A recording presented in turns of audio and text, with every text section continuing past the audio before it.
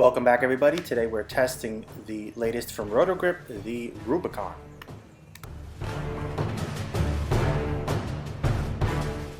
If you like what we do, follow us on Facebook, Instagram, YouTube. Don't forget to subscribe and check us out on Patreon. A big thank you to Jeff Miller and Ron Hoppy. Don't forget to check out Haley's Pro Shop in Burlington, Washington for world-class drilling and coaching. We're testing on a 40-foot typical house shop. First impressions, the Rubicon is a lot of ball. It could easily be a top line piece in my mind with a good amount of usability. Never feels like it's going to blow through the spot. Well, here we go with a new HP3 line ball for Roto Grip. As usual, they punch above their weight. The Rubicon is plenty ball. The eTrax S20 cover has plenty of traction, more so than the eTrax S19 on the Idol Pro. It never feels like the ball's going to blow through the spot. Like I said, it's a ball you can trust in that regard. Just keep chasing in until you find the angle and board coverage you need. It's a relatively mild ASIM and it shows. It blends the characteristics of a drilled sim and ASIM in the sense that it has a strong change of direction but still fairly continuous. I had to find a spot between third and fourth arrow. Honestly, felt like the Rubicon is stronger, way stronger than I need, let's say on a medium house shot. I was having some wrist pain, so I had too much axis rotation, which made it particularly hard off the spot. So it looks very angular, and in truth, it is capable of that. So I never had an issue of it not hooking enough. I just needed to keep moving in until I found it. There was a point where I could break it enough to lose carry with flat sevens. Again, I think this is a function of using too much axis rotation. But as always, when you think about putting a ball in your bag, you need to consider your game and what you bowl on. Yeah, I started to think this ball is as strong as the UFO. In truth, the UFO probably has more natural traction with the micro tracks, while the Rubicon has more responsiveness with the E-tracks. Nevertheless, I couldn't help but think if I could effectively have both of those balls in my bag or not. I don't see the Rubicon relating at all to the Idols other than their round bowling balls.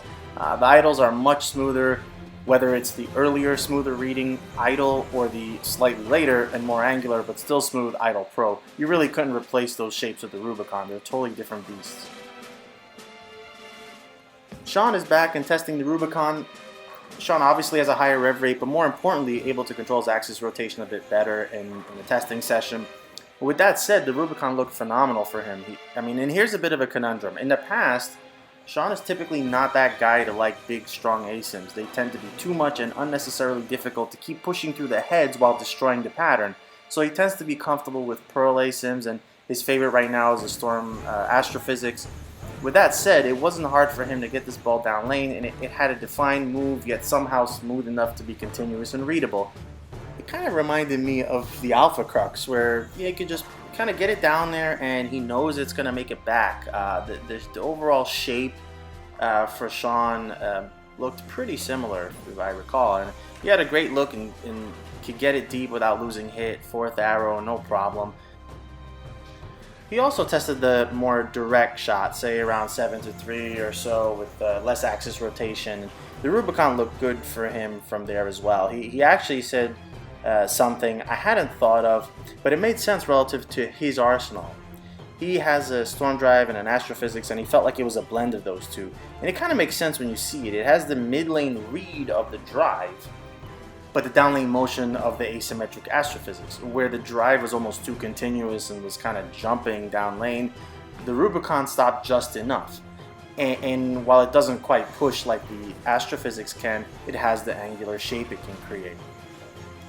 So final thoughts, at the end of the day, I think Roto Grip has a strong contender with the Rubicon. For me, I felt like I wouldn't instantly think I need anything stronger than the Rubicon, placing it in a strong defined category.